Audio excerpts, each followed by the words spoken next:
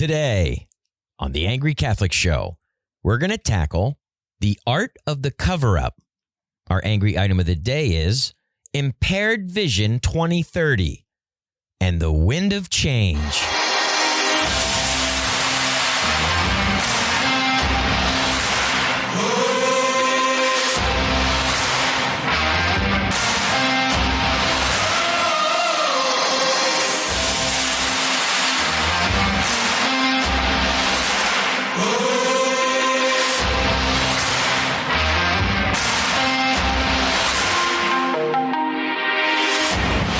Welcome.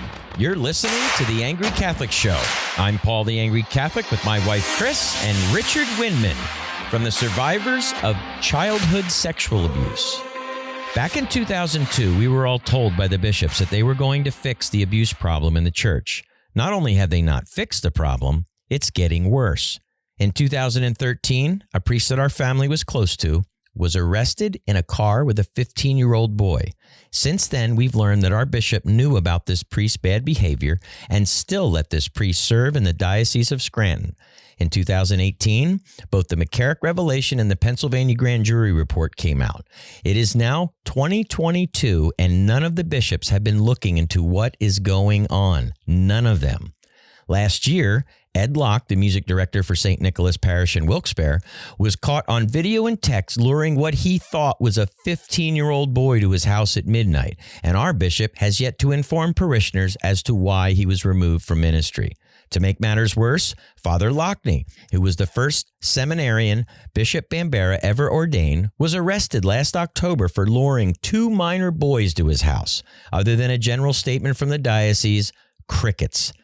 Now the survivors of sexual abuse are being re-abused by diocesan authorities who ignore or stonewall those seeking justice. If you don't respond in some way, this situation will not change. My wife Chris and I and a group of supporters produced this show, but more Catholics have to get involved. These problems have been going on for decades right under your nose. So here we go. So I first want to thank Richard Windmann for joining us again. Thank you for having me. Yeah. Now, Richard grew up in New Orleans, and probably many of you already know who Richard is, but I'll just quickly go over some of what Richard has been through. He was molested by a Jesuit janitor and a priest. He tried to commit suicide at 19, and at 52 started to revisit those atrocities. But Richard is now the co-founder and president of Survivors of Childhood Sexual Abuse, or SCSA. Richard's a survivor, victim advocate, an activist, and a warrior. So basically, Richard, you're the Windmann of Change. Well, I hope so. And you can find Richard at scsaorg.org. So if anybody wants to... Put a www on front of that or else it doesn't work. So it has to be www. Okay, so the www.scsaorg.org. Mm-hmm. Okay, good. And one thing I want to point out, too, and we were talking about this before we got you on here, Richard, was that your organization not only works with clerical sexual abuse survivors, but also all not just clerical, but all childhood sexual abuse survivors. That is correct. There are a couple of organizations that are centered, on clerical abuse. The church abuse scandal gets all the news because it's the most prevalent, it's the most egregious, it's the most unsettling. But the actual biggest demographic of child sex abuse victims come from the home. The mom, the dad, the grandparents, the uncle, the babysitter. Yep. Sure. Okay. Now, to get us started here for the first segment, you had written an article called The Catholic Church and the Art of the Cover-Up. And I just want to start with a little clip from that article to get us started here. And you had said, up until that point, there were the occasional civil suits, but the victims were always referred to as John Doe or a Jane Doe. The church would publicly lament in the media, who were these great accusers who were out to destroy our church, when they damn well knew what they had done and what they were doing. In that same breath, they were privately settling cases and requiring our silence. I no longer had emotions of shame, but I felt angry and guilty. It had occurred to me that because I had signed away my voice and was summoned to silence, that I was complicit and part of the cover-up, while the church was publicly taunting victims for not naming themselves. Bingo. Wow. Yeah. Wow. So that we understand this then, the church was being very duplicitous, obviously, as they're sitting there saying, who are these people? They won't even come forward and give their names. And yet they knew who the people were. The grand jury report from Pennsylvania, as well as countless other grand jury reports, court documents, information that we've looked into, all shows that there's a long paper trail that the church knew about victims and these abusers who were serial abusers. But did they make you sign, is it called a non-disclosure? Like, how does it go with the church? Do they talk to you quietly with their attorneys and you have to sign to be quiet? How does it work? So what happens first is they hire a psychologist, not a therapist, but a PhD, a psychologist, on their own dime. And you go see that counselor, that psychologist, for about 3 or 4 sessions. I think it was 3 sessions in my case. And they do that for due diligence to see if you're telling the truth in that. The doctor's name, I don't know if I want to say his name, but he's in Dallas. And he's a credentialed man. I don't know. A lot of people say that the counselor worked for the church. I didn't get that vibe from this guy. I just walked in, I just started telling my story, and it was the first session. He said, I believe you. I know that you're telling the truth. And I asked him why. He said, just because you can't control the nervousness of your hands and you rock back and forth when you tell your story. So simple visual cues like that apparently are very dependable to a psychologist. And so you do that about 3 or 4 times. And then you go to mediation, if that's where it's going to go. And I went into mediation, and this was very different. The mediator went to Jesuit High School, where I was abused at. And his son went to Jesuit High School. His son got cancer at a very young age. So that attorney has a scholarship at Jesuit in his son's name. And so it's not like this is level and unbiased. He is very biased, and quite frankly, they tore me up in mediation. It was emotionally brutal. I thought it would be the easiest part of it, but it turned out to be the hardest part. And at the end of it, you sign what is called a confidentiality agreement / non-disclosure agreement. It's pretty much, the same thought. It's a thought that you do in the business world. Like if you have intellectual property and say Microsoft wants to get together and partner with HP, the printer company, right? They sign non-disclosures with each other to protect their intellectual property rights.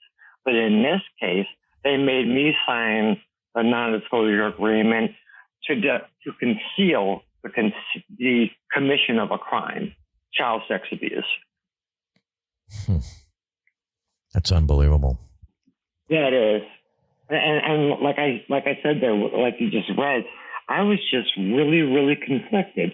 So the first emotion you go through is, wow, I just accepted almost $500,000 from my own church. And you start to feel kind of guilty about that. But then they start on the news, and the news is just over and over. Who are these great accusers? Why are they John Doe? Why are they Jane Doe? Why don't they come out and say exactly who they are? And that was the catalyst for me doing exactly same that, because I did. I felt complicit.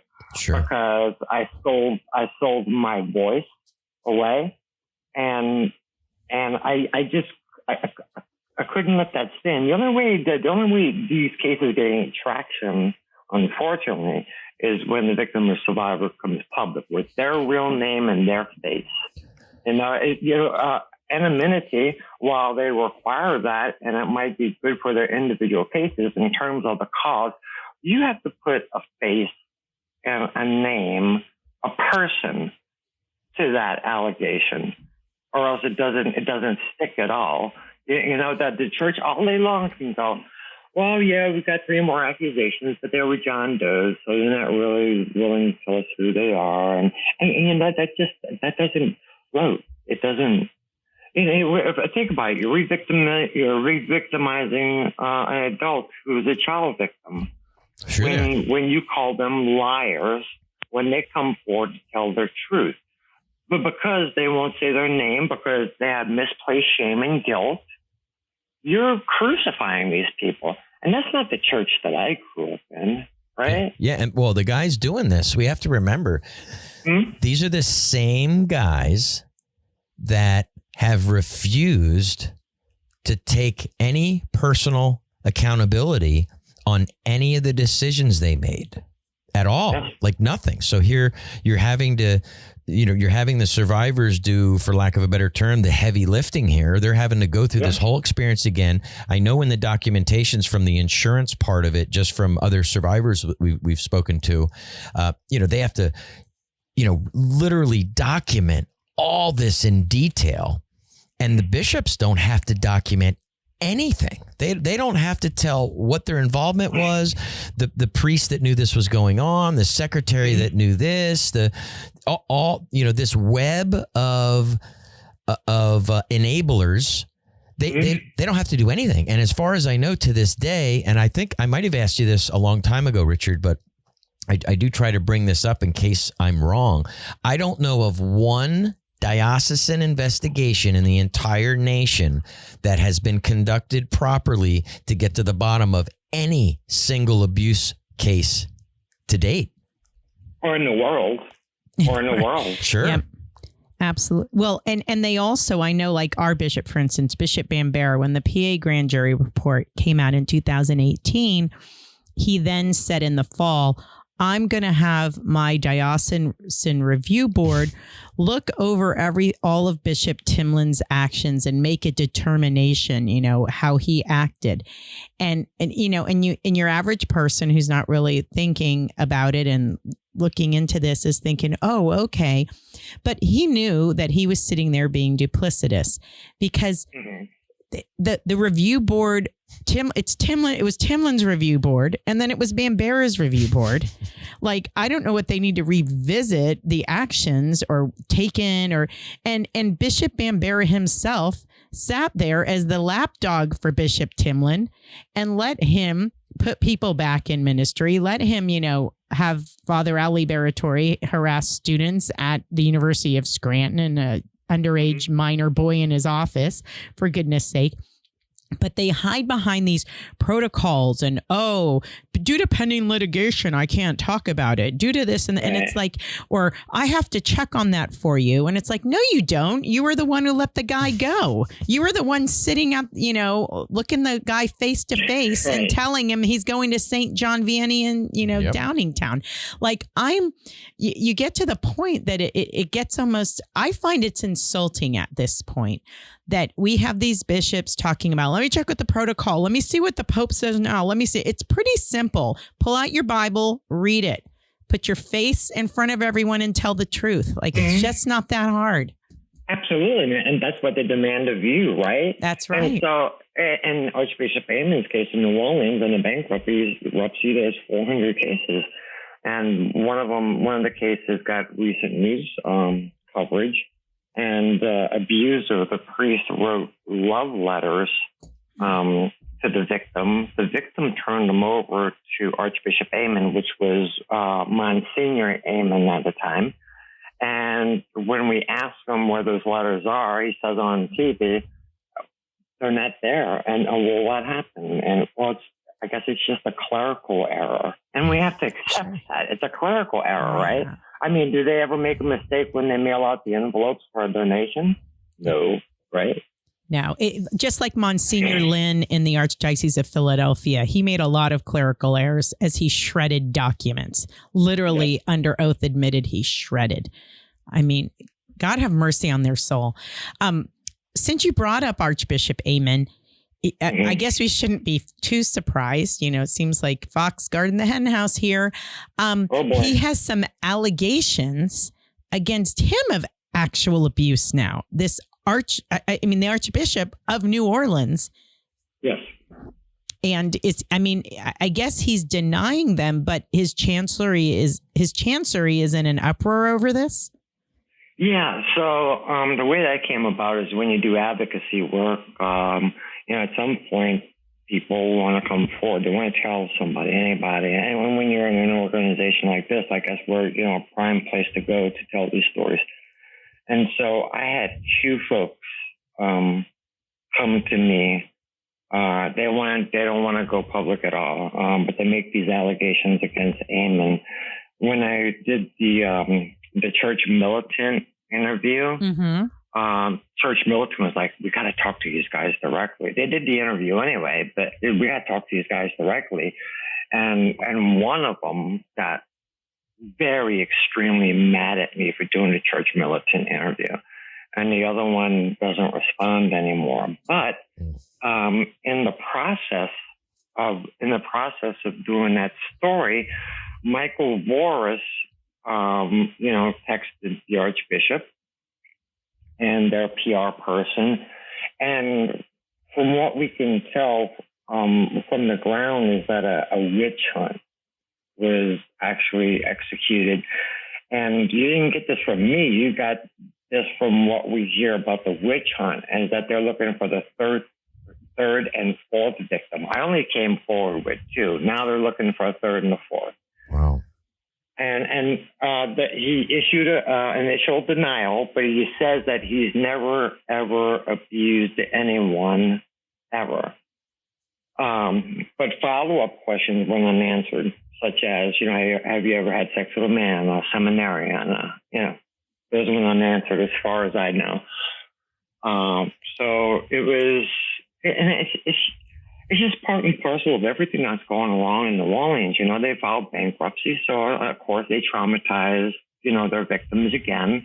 They took all of that hard work and all of the work product that these attorneys have been doing in these cases, and simply got it moved over to bankruptcy court. And before that happened, in one of the cases, they were trying to depose Archbishop Amen, and he kept giving excuses. Oh, the weather's bad. Oh, I got COVID. Oh, it's Mardi Gras. Just over and over and over. And a judge finally compelled him, ordered him to be deposed. And when that happened, that's when they filed for bankruptcy. And what they did is they took all 50 plus of those cases and moved it to federal bankruptcy court. In the process of being moved there, a judge sealed all the documents, so all those depositions, all that evidence, all that work product is sealed and can't be used anywhere else. The Archbishop doesn't need to testify anymore, and the victims will be paid pennies on the dollar for the suffering that they endured. Gosh. Yeah, and we're paying for this representation too. Yeah, like you pay for these attorneys, the Catholic faithful do. Three things to really quick have people understand just out there listening is that when an archdiocese or diocese files for bankruptcy, it's not because they're not doing this act because, they're on the ropes and they're just trying to salvage what they can. They're doing it at this point in these dioceses because that way they don't have to go to court and they don't have to reveal their actual criminal behavior. This is to protect the rear ends of bishops and higher ups in the diocese. It has nothing to do with protecting assets in the diocese. Second, when they say, I never abused anyone, it doesn't mean that they didn't abuse someone. It means that they didn't consider it abuse. Right. Third, when they say, we haven't had any credible allegations of issues with minors. Again, that simply means that maybe this priest didn't harass or violently assault someone who was under the age of 18. It might have been someone who was 18, 19, 20. They are right now not being men of truth in a church that was founded by Truth himself. Yeah, and that's what's so viscerally offensive about the whole thing. I mean, you're looking at me and you're lying. Now, during my Catholic formation, I was forbidden from lying ever. I mean, that I was going to hell if I lied. And they stand there in their institutions, in front of podiums and to the camera and to our faces, they bold-face lie to us. And that goes against everything the church has ever taught us. And it burns me to death. I can't stand it. I'm one of those few survivors that still keep my faith. And the way that I view it is that if there are no people in the pews, there is no church.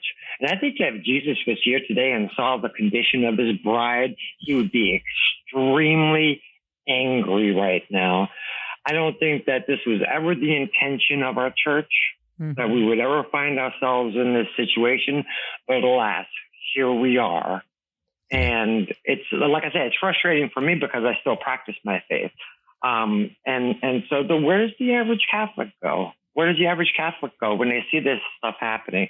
And I'm looking at the Vision 2030 right now, and I like how they took Hispanics out. Hey, we're getting more Hispanics, so welcoming them to the church. These what do you call them? Immigrants. They've probably been in the United States for decades, number one.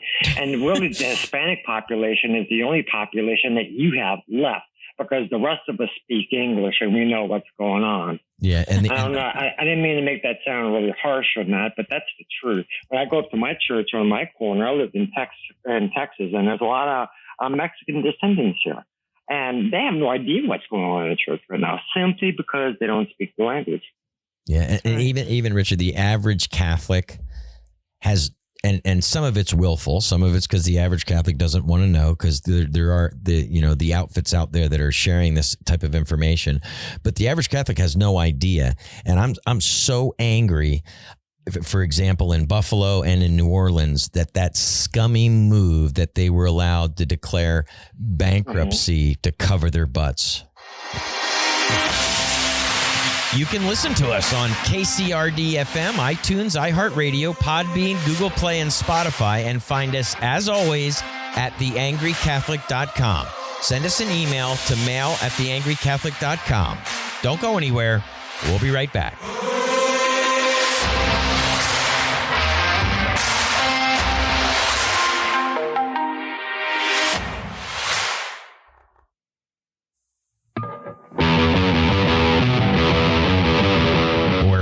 You're listening to The Angry Catholic Show. I'm Paul the Angry Catholic with my wife Chris and Richard Windmann from the Survivors of Child Sexual Abuse, or SCSA. So for our angry item of the day, we came in with Impaired Vision 2030. What I wanted to do for this segment was I wanted to give what I think Vision 2030 is going to really be, and then kind of what I'd like it to be. And this is in the Diocese of Scranton, right? This is our... Yeah, but this kind of thing's going on all over the country. Every diocese has a cute little slogan. We're just picking on ours because we can. Yeah. Like, what's the future of the church in this diocese? Because we have no priests, we have no people, and we've been completely lame about this. And we're doing this because our bishop invited people to speak freely. That's right. So we take that as it's our duty to speak freely about this. But basically the whole thing in Vision for 2030 is basically lipstick on a pig, because he tries to make the situation we're in our diocese just sound so good. And we're, it's an opportunity. I think he used vibrant a bunch of times. And we want our parishes to be vibrant, even though there's 12 people in them. And this is his blueprint. Yeah. So I'll just get us started here with what I think it will be, because I think on our current trajectory in the Diocese of Scranton, I know our bishop said that we're going to have 62 priests by the time 2030 rolls around, but I think he missed a couple things here. I think I'm guessing it's going to be about 47 priests, and I'm doing that because he didn't take into account those priests that will be caught in predator stings and arrested or ousted because of bad behavior. Because we've had 3 now in the last year or so. Yep. So I'm figuring if you extrapolate that out for the next 8 years, 8 or 8.5 years, you're going to be left with about 47 priests. And And then I'm hopeful in what I think it will be that our bishop will finally be, and not just him though, it's all the people around him, will be held accountable for his part in the abuse cover-up. But that's going to temporarily leave us bishopless. So that I'll get us started with that. That's kind of what I think. That's your vision. Yes, that's my. I think this Vision 2030 is, like we said, it's happening in every diocese right now, and they're trying to find a way to nicely say, look, we're going to have to close parishes. We don't really have priests. We're going to have to consolidate. But they're trying to make it sound like really like we're on the up and up. We're on the up and up. We're nailing it. Yes, and I think the bishop probably didn't put in for those priests that might get caught by the predator catchers in this area or something that, have been having some success with Catholic priests these days. I don't think he accounted for that because I think he's just hoping, they've just been hoping lately that these guys will just not get involved with a minor, just not a minor. I mean, seminarian, someone over the age of 18, I don't know that they still have the same issues with harassment. Well, we know that you and I might have, or something. But so maybe that's why he kept the number where he is, because he's just hoping these guys at least stay away from minors. But my vision for 2030, I don't know that it'll happen, but I pray and I fast that it will, is that there will be a change with my bishop, and it will either be because he himself has truly experienced a conversion in his office and he's ready to completely come clean and be a man of great integrity, strength, and faith in the Lord Jesus Christ. And who knows what could happen with that? Humility crushes the head of the serpent. But if not, then he will hopefully leave his office and we could have someone here with just some integrity and some leadership. I think we deserve it. What's your vision, Richard? My vision is not as quite as optimistic as yours. I think this is going to take. It's going to be something that's going to take a while to get over. I mean, forget about the victims and survivors, but how do Catholics feel about what's going on? The past decades, right? And so the first thing I look at this document is very professional. I'm like, wow. They got some cool staff online, and I see the very first page is a full church. I'm like, they got a picture from the 1970s. Everybody's in church, right? And then there's a nice letter from the bishop, and then he just goes into like a corporate PowerPoint. This presentation or this handout, whatever you want to call it, is not for the parishioners. This is for the public. This is for public consumption. And I think you can notice anywhere, you can't notice anywhere in the document where it mentions anything about child abuse. Mm-hmm. And also more offensive is they isolate the Hispanic community. They tout how the numbers of the Hispanic Catholics are growing. But they don't mention anybody else. And I'll tell you this, just from doing my work, I go up to my parish church, and I talk to them about the child sex abuse, and yo entiendo español porque mi esposa es mexicana.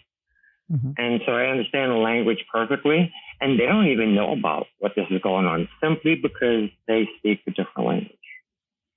Well, I was going to say that's interesting, and something maybe for another day to talk about and look into, all of us, is so Spanish Catholic media hasn't really covered this extensively. I know that definitely immigrant parishes, especially in California, were places that they hid predators because you had such a vulnerable population that couldn't report. Well, we have a prophet named Eduardo de la Casas. He lives in Houston. I used to work with him at SNAP. And he was the first person to get the Hispanic media, Univision, and all of those involved in the crisis and what's going on. I credit him for that. And so they're getting the word. They're just getting there a decade later. Yeah. Well, let's get on to what I would like it to be. So I'd like to have a bishop that believes in the teachings of the church. who's passionate about the truth and has no problem leading this diocese, who doesn't hide behind insurance companies and lawyers, and who, when he sees a problem like the harassment and abuse, doesn't duck and weave, but comes out swinging. I mean, I would like to have a bishop that would investigate the cover-up, hold those accountable that covered, and everyone that turned a blind eye to what was going on. But I think, unfortunately, the vision that just popped into my head was, Catholics have their fingers in their ears going la la la la la la la. They don't want to hear any of this. They don't. Yeah, it's awful. All right, if you're concerned about these issues, it's very important for us to share this information. Chris and I, along with a group of supporters, publish this show and want to ask for your help by sharing it. Email it, post it on social media, text it, or just tell somebody about it. You can be sure if you don't, then nothing will change. Don't go anywhere. We'll be right back.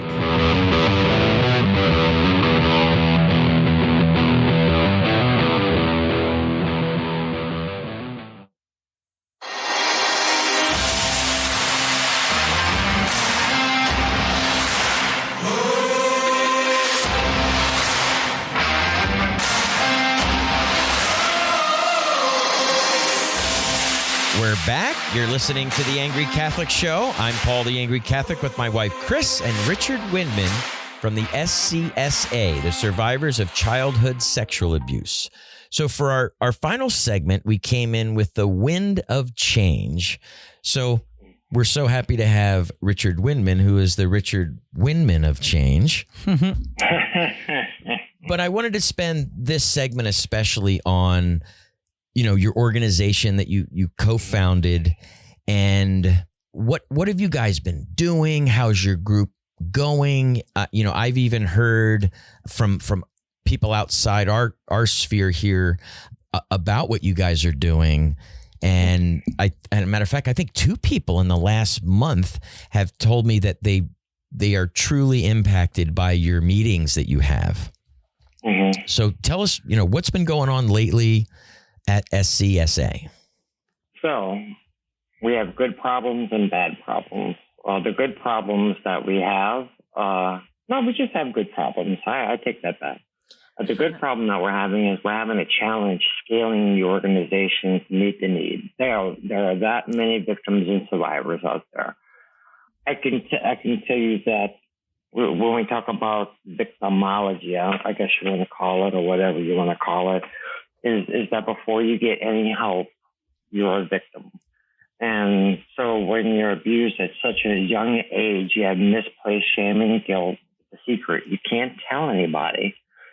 And so because you can't get any help, you suffer from depression, you suffer from anxiety disorder, PTSD in every single case, sometimes dissociative disorder. And you have all these dysfunctional features in your life, and you medicate the pain by alcohol and drugs. That's what the majority of victims do that never become survivors.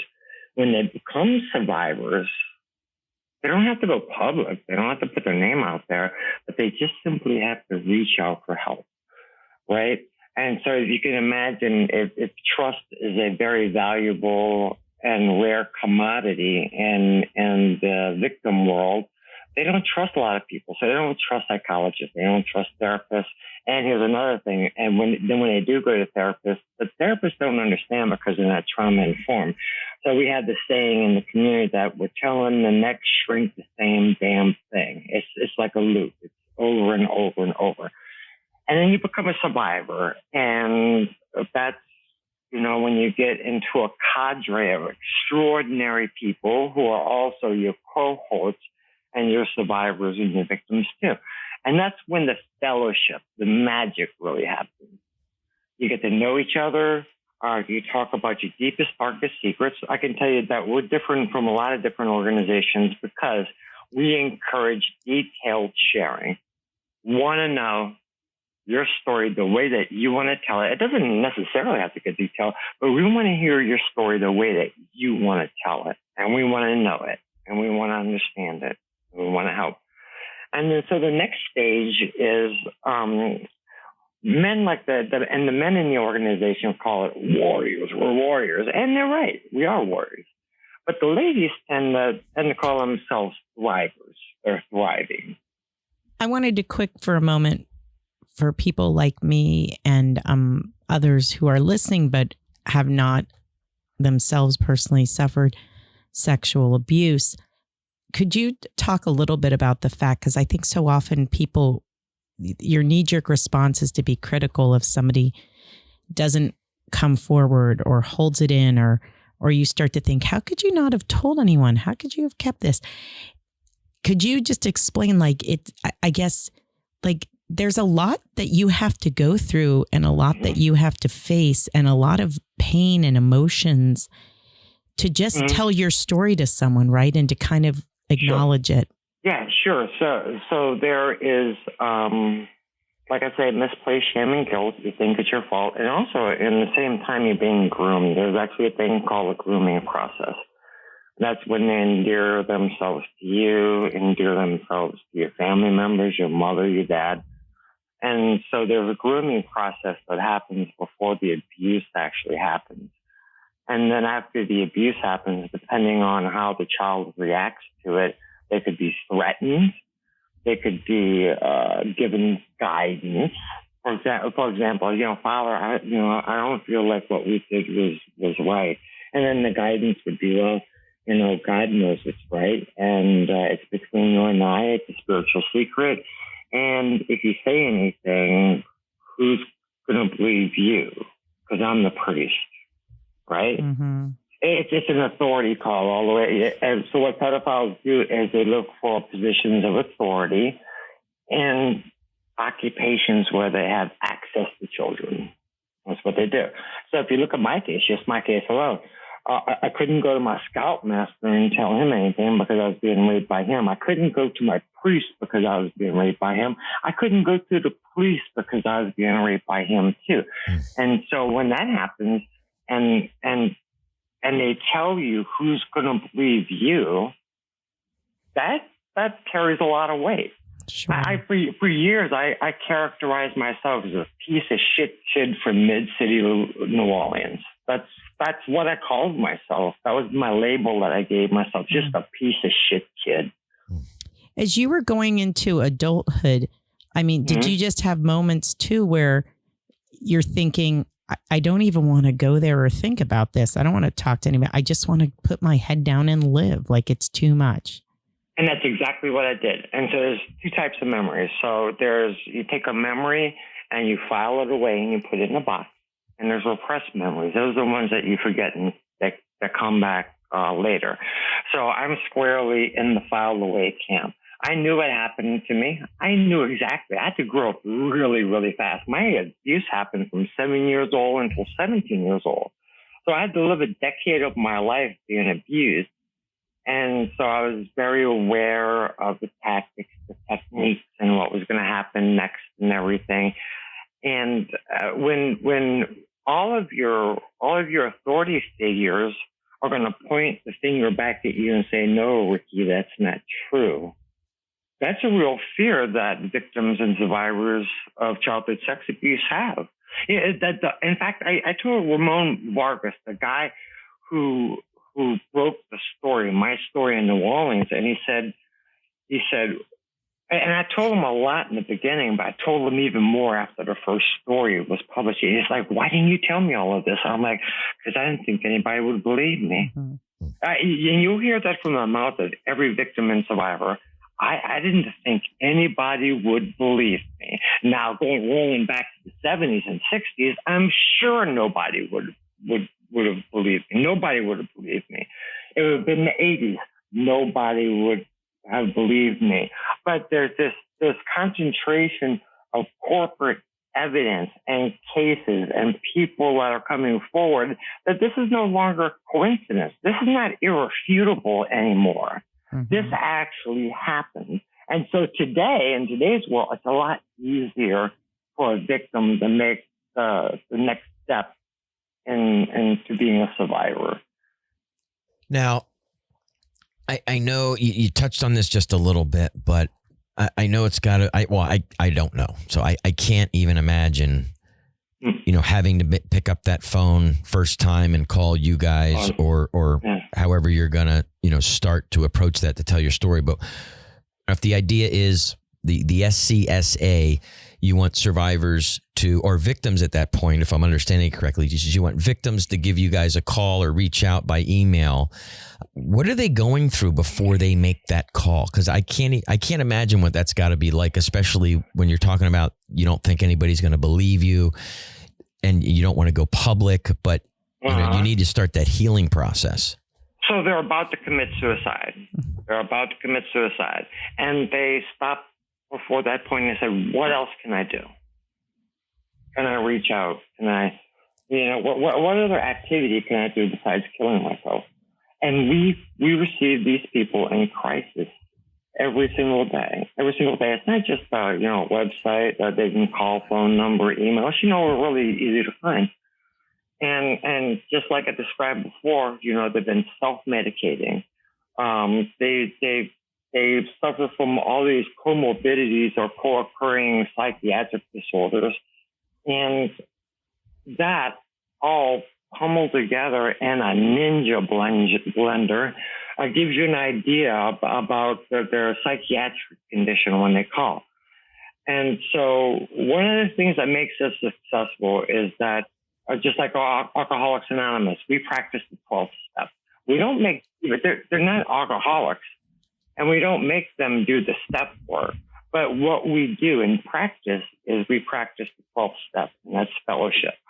I don't care how much my wife says she knows me. I can sit across from a stranger who's a child with sex abuse, and he knows me better than my wife in some aspects. And so there's some things about the fellowship when we get around and we're in a safe place and we can be guys, we can be men, we can be boys, we can be whoever we want to in that meeting where the magic happens. You said it earlier that magic happens in our meetings. And I think it's because we throw everything caution to the wind. Like if you go to an organization, you can't curse, you can't do that. You can't get into carnal detail about your abuse. But no, everything is on the table in our meeting. And we talk about it and we walk through it. And we love each other. And we are a family. We're our family. We've only been an organization since February 11th. And we have over 1,300 members. And these are real people. And we're growing exponentially. The demand is a real struggle for us because we need more volunteers to staff these positions. And so I think that we hit the magic note. I don't know that we were prepared for the magic note to be hit, if that makes any sense. Mm-hmm. Now, who would be a person to contact you to be part of that as far as helping? Like, I mean, are you talking, you want psychologists and psychiatrists in that field? Well, that's really kind of funny about victims and survivors. They molested us when we were kids. They didn't figure out for a million years. They never knew, never suspected that we would grow up and be professionals. So in our organization, we have attorneys, we have doctors. I'm a computer scientist. We come from all occupations, all types of caste levels, and we're poor and we're rich. I mean, the child abuse really covers every single demographic. I mean, we are everybody. We're not everybody, but when you look at us as a very small demographic in U.S. society, we represent everything that there can be in the world. And they never counted on that. They never counted that we would become in our late 40s or early 50s and have a voice and say anything. They never thought that would happen. They thought that they would be long dead before we ever said anything, if we ever said anything. And that really gets me mad. And it talks about how the church delays things. Everything is protracted. The church thinks in centuries, not in the moment. If that makes any sense. Sure. Mm-hmm. So when you make the call to us, we're going to give you a point person. And you're going to talk to that person. And we're going to figure out what's going on with you. I mean, generally speaking, we recommend the following things. We recommend that you go to your doctor and get some medication. we recommend that you find a psychologist or a therapist who is, this is important, trauma informed. They have to be trauma informed, and that they participate in the fellowship. And we've seen it across the board. Just in the last year, some people, we've had one guy, his name is Joe, and he's public, so I can say his name.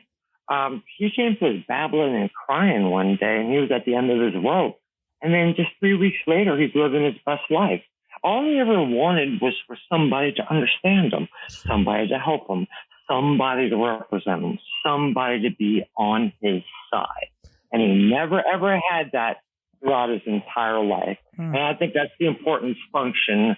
We give attorney referrals. We give mental health professional referrals to qualified attorneys. Like for example, the church abuse scandal happened in the last couple of decades. So if you were an attorney that was chasing ambulances that had billboards all over town, but now all of a sudden you're a sex abuse specialist attorney, no, that's not right. We know who the right people are and who the bad people are, or the people trying to be that way. And also mental health. We know who's trauma informed. We know who's not. Sure. And so we make those referrals.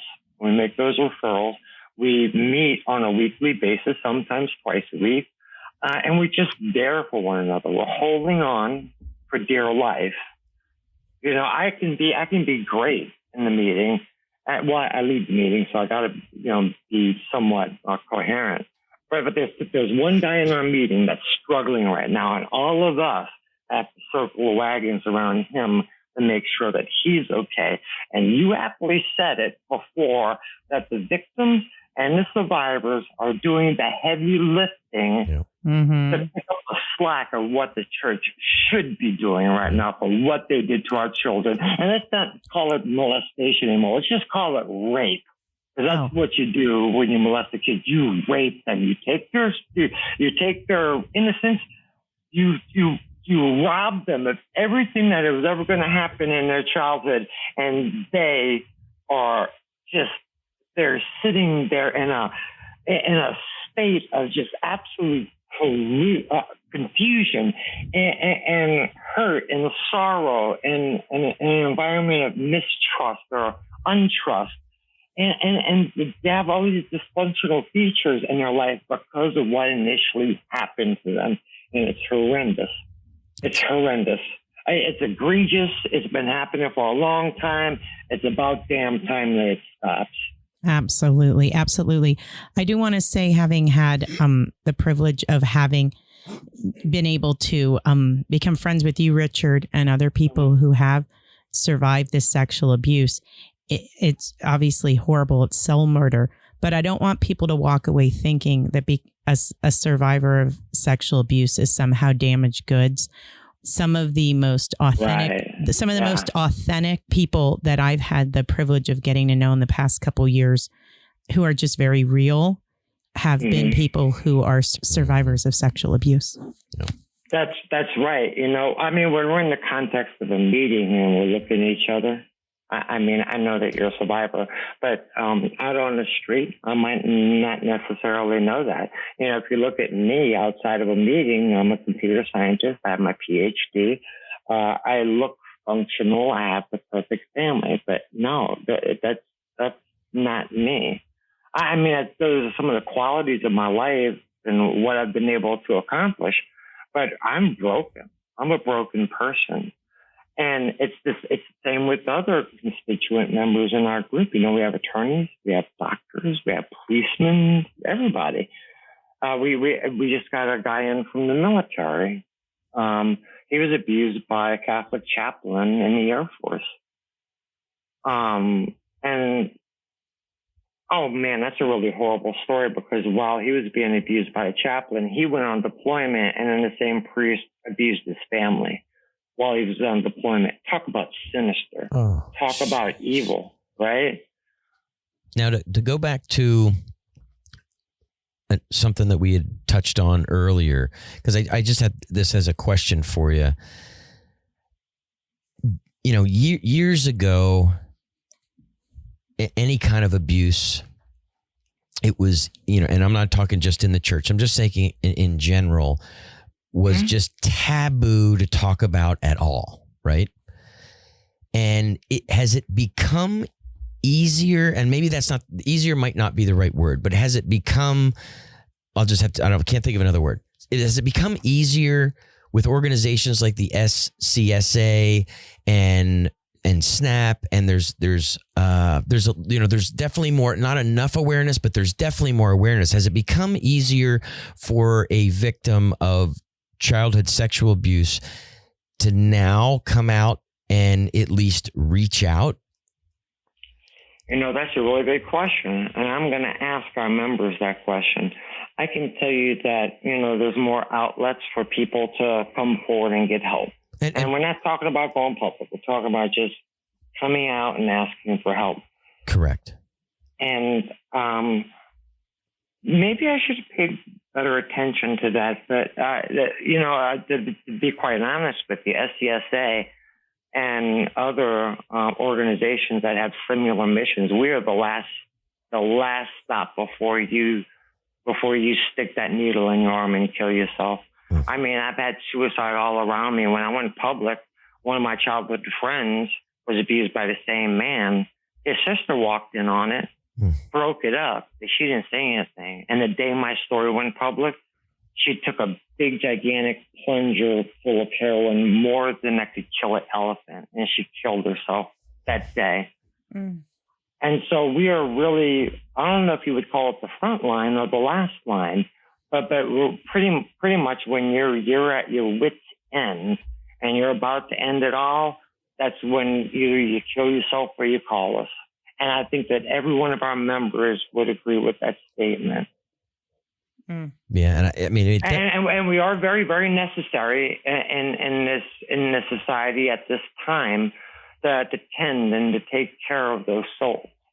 Yes, that's right. Yeah, and it does seem more and more people are waking up to the reality of this. I mean, I know we still have a lot of work to do, and I think I guess my ideal would be, just to kind of wrap up, is they reach out to someone like you guys at the SCSA, and then once they've gotten that, some of the healing, and can then speak more openly about this, then they come to an organization, even if it's anonymously like us, give us that important information, so then we can take that, put it together with things that we're looking at to complete some pictures, so we can then take it to the authorities, and then we can get some real justice. Thank you for listening to The Angry Catholic Show. Send us an email to mail@theangrycatholic.com. Don't forget to share this show any way you can. I want to thank all the listeners who sent emails this week. Thank you, Chris, and a special thanks to Richard Windmann from the SCSA. Stay active, stay alert, and stay angry.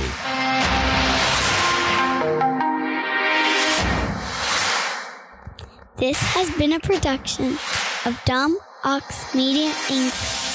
All rights reserved.